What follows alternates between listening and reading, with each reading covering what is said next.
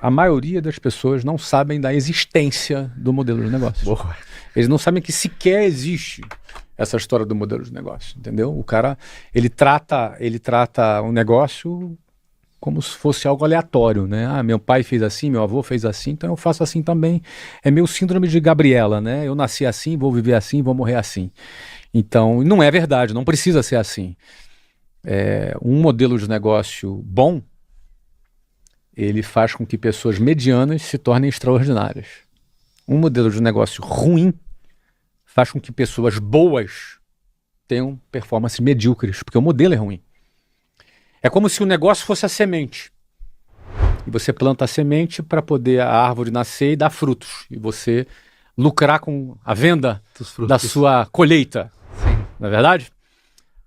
O modelo de negócio é o solo. Você pode ter uma semente boa, mas se você for plantar essa semente no concreto, não vai nascer. Se for plantar essa semente no asfalto, não vai nascer.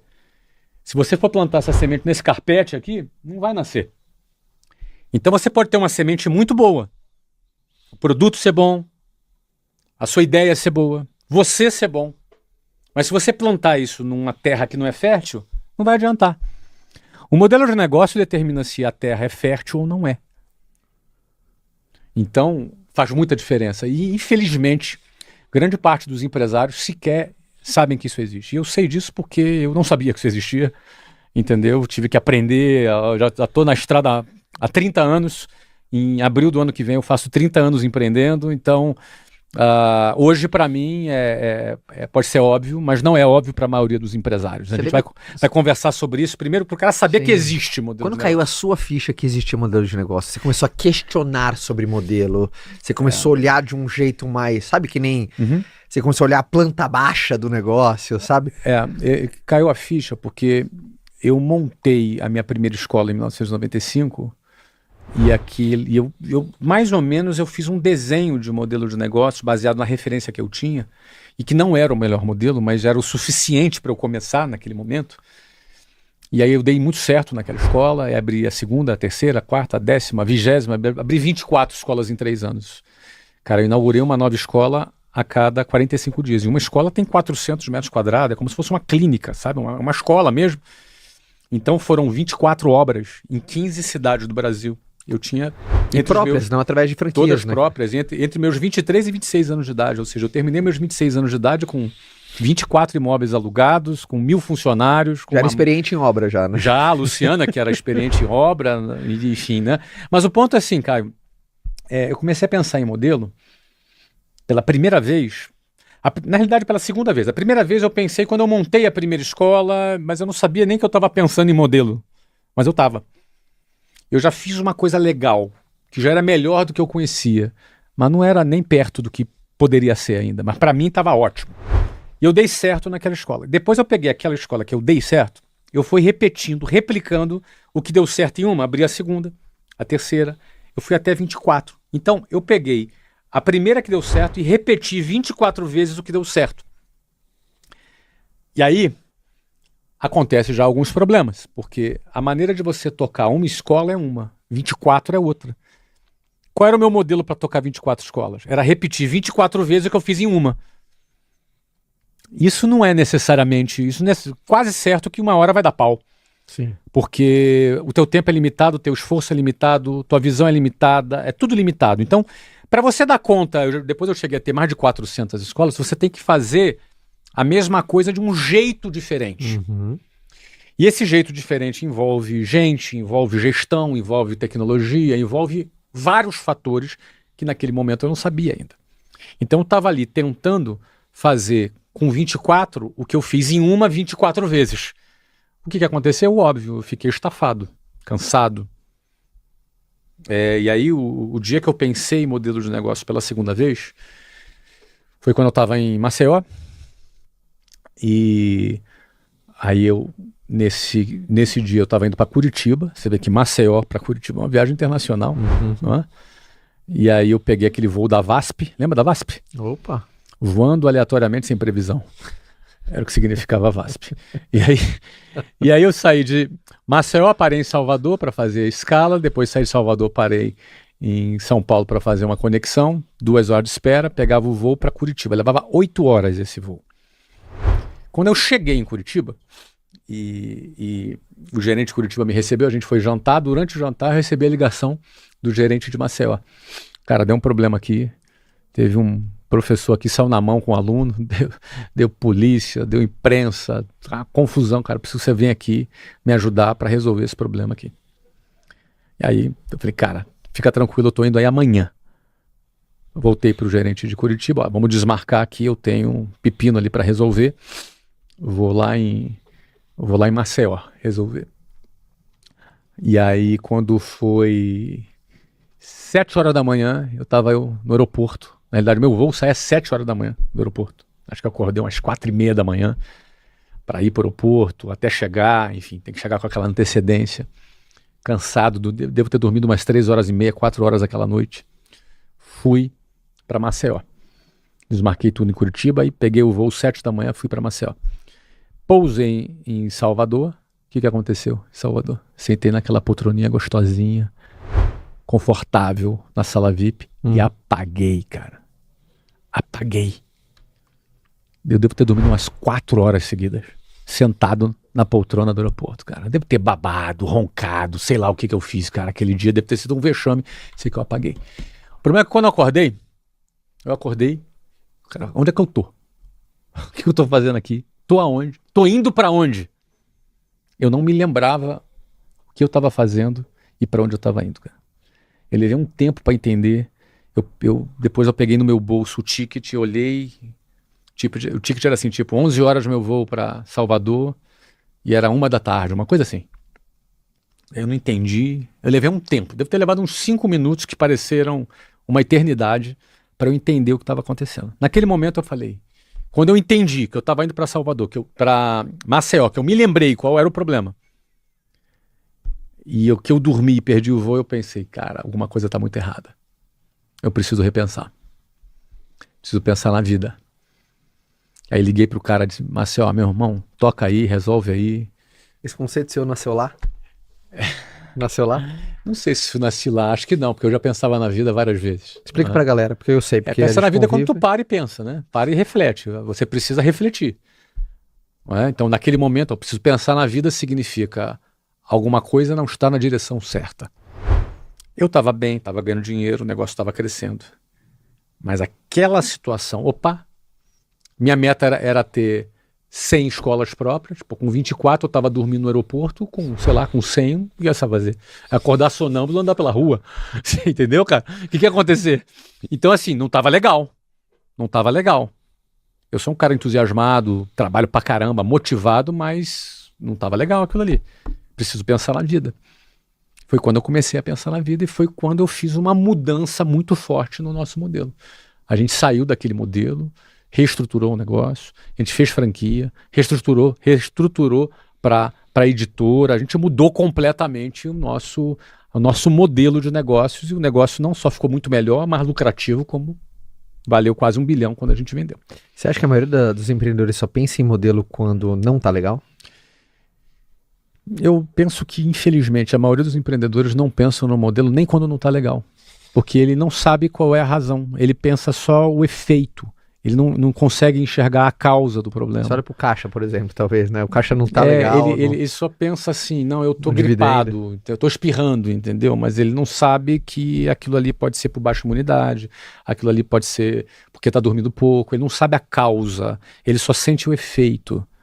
Entendeu? Grande parte dos empresários, Caio, apesar de serem empresários, trabalham para ganhar o seu lucro no final do mês. E não tem nenhum problema você ganhar o seu lucro no final do mês. O problema é que um empresário que pensa como empregado do seu próprio negócio. Ele pensa no salário, que é o que sobra. Ele pensa no salário. O modelo mental dele é: eu preciso trabalhar, ganhar um salário e com esse salário eu pago as minhas contas. Esse é o modelo mental industrial. Receita menos despesa, o que sobra é o meu salário. É o meu salário. Então, o cara, ele tem esse modelo mental. E o modelo mental ideal do empresário não é esse. É ele trabalhar pelo valor do negócio dele. E não pelo que ele ganha no mês. Eu costumo dizer que o lucro O dividendo, ele é a gorjeta do empresário. Nunca vi você falando isso. Eu falei hoje pela primeira vez na aula e adorei. Por isso que eu já estou usando aqui agora. Fala de novo, fala de novo. Ó, o lucro ou o dividendo do empresário é a gorjeta do empresário. Caraca, fale mais sobre isso. Porque o valor dele está no equity. Grande parte dos empresários, a maioria não consegue nem ter lucro. 80% quebra. E dos 20% que não quebram, talvez 10% fica andando de lado. E 10% tem lucro. Nossa, essa... Mas 0,1% constrói valor, constrói riqueza, constrói equity. Então, a melhor mentalidade do empresário não é ele trabalhar para ser funcionário do seu próprio negócio. Porque o modelo industrial criado na Revolução Industrial do século XIX, no final do século XIX, criou o modelo de escola que a gente conhece. O modelo de escola, um senta atrás do outro, uniformizado, sinal. É o modelo industrial. Exato. Por quê? Porque a Revolução Industrial, o início do capitalismo, trouxe a necessidade de você preparar a mão de obra para a indústria, para o mercado de trabalho. E está tudo certo, cara. O mercado de trabalho é importante, a gente contrata, nós temos vários funcionários.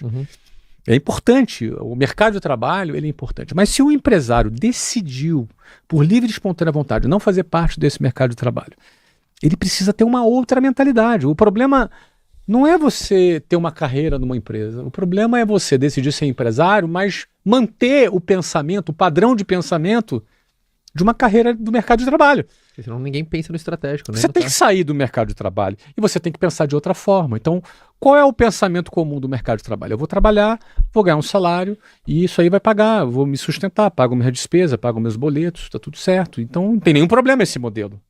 Agora, se o cara decidiu ser empresário, ele precisa jogar um jogo diferente desse. Porque se é para ser empregado do seu próprio negócio, eu dou um conselho para a pessoa, seja empregado de alguém, é melhor. Porque você vai trabalhar numa outra empresa. Você vai ter o salário, não vai ter o risco. Você vai ter o salário, você não vai ter risco, você vai ter 13º, você vai ter fundo de garantia, você não vai ter o risco. Agora, o cara resolver ser empregado dele próprio, você entendeu? Então ele não vai ter 13º, não tem hora extra, ele não tem fundo de garantia, ele não tem nada e ainda tem um risco. É melhor trabalhar para outra pessoa. Então se o indivíduo decidiu ser empresário, então é melhor que ele faça o quê? Tenha um padrão mental diferente. Ah, mas Flávio, mas isso só funciona para quem já é grande. Não, você tem que ser desde o início. Ainda que você ainda esteja vendendo o almoço para comprar a janta, numa fase da sua vida, e todo empresário tem essa fase, é preciso entender que eu estou construindo riqueza e não lucro. Vou explicar um pouquinho mais. Vamos imaginar aqui que esse meu celular fosse uma impressora. Tá. E essa impressora imprime 1 milhão por ano. E é uma impressora, só uma suposição. Tá bom. Nós estamos aqui eu falando... sou ótimo de imaginação. Estamos aqui publicamente falando, não é? Ao vivo ainda. Ao vivo ainda. Imagine que o Banco Central criou um produto que seja uma impressora para imprimir dinheiro. Tá. E é legal. Só é um faz de conta, tá, gente? É um faz de conta, é só uma imaginação, um exercício de imaginação. E essa impressora é capaz de imprimir R$1 milhão por ano. Ok? Por quanto o Banco Central poderia vender essa impressora? Quanto você pagaria numa impressora que imprime R$1 milhão por ano? Quanto que eu pagaria? Muito mais de 1 milhão. Mais de 1 milhão. Muito Quanto? mais. Vamos imaginar aqui, Caio. Você pagaria quanto? 1 milhão por ano. Você pode comprar umas 10, se você quiser. O que eu pagaria? Quanto você pagaria nessa impressora que imprime R$1 milhão por ano? Eu olhar o histórico para trás dela, se ela está imprimindo já há um bom tempo. Está imprimindo R$1 milhão por ano. Há vários anos. Há vários anos. E ela tem uma previsão de não deteriorar pelos próximos 50 anos. Então, no mínimo 5, 6 milhões você vai disposto a pagar. Você estaria disposto a pagar 5, 6 anos? Sim. 5, 6 anos. 5, 6 vezes. Sim. Mas, no mínimo. Mas o Banco Central poderia, não. Posso vender por 10 milhões, 10 vezes. Pagaria Ele poderia também. negociar. Talvez pagasse também. Pagaria também.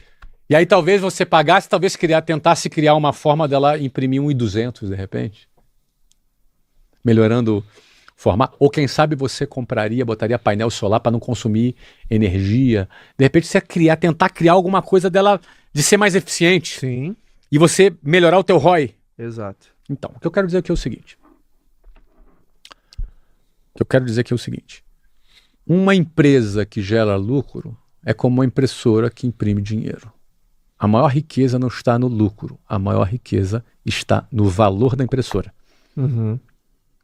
O nome disso se chama equity. Tem várias formas técnicas de você calcular o valor de um negócio. Já a mais conhecida se chama Discounted Cash Flow, DCF, fluxo de caixa descontado, que você projeta para frente e traz para valor presente descontado, com taxa de risco, taxa de juros, custo de capital, etc. e tal. Não é? Aí você tem um valor, que geralmente vai variar entre 7, 8, talvez até 10 vezes, dependendo do momento do mercado. Depende de várias do mercado, pré-pandemia 20. Depende de muitas coisas. Não é? Mas o ponto é o seguinte, a maior riqueza está na construção do valor da sua impressora. A maior riqueza não está na gorjeta. O lucro é a gorjeta. E gorjeta é bom. Eu gosto de lucro, gosto de dividendo, quando pinga ali na minha continha. Geralmente você manda no meu Pix, ó, Feliz Natal. Sim. Não é? Eu adoro receber Feliz Natal. Não é? Mas o maior valor é a construção. Tá. O maior valor está na construção. Na construção dessa riqueza. Então, um empresário... Aí alguém pensa, mas isso é para empresário grande. Não. Nós acabamos de abrir um negócio agora, esse ano, e a gente está construindo o equity desde o primeiro dia. Já falamos com o banco, já falando com o fundo, desde o primeiro dia. Não é por ser grande ou pequeno. É por ter ou não ter esse conhecimento, entendeu?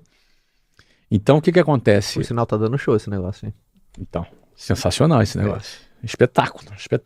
Para quem não sabe, eu estou falando de um negócio chamado Mentoring League Society, que já faturou 300 milhões antes do primeiro ano completar. Espetáculo, show. Já tem muita gente interessada nesse negócio. Mas só for capaz, porque às vezes quem ouvir isso, cara, como é que só foi capaz pela expertise em modelagem de negócios, senão... Expertise em modelagem de negócio. Mas para começar a falar em modelos de negócio, eu preciso desintoxicar a cabeça do empresário... Da gorjeta. Da gorjeta. Sim. Porque ele acha que ele trabalha pela gorjeta. Ele acha que ele trabalha pelo lucro. Sabe por que eu digo isso? Porque eu trabalhava pela gorjeta. Eu só fui entender esse troço 13 anos depois, Caio.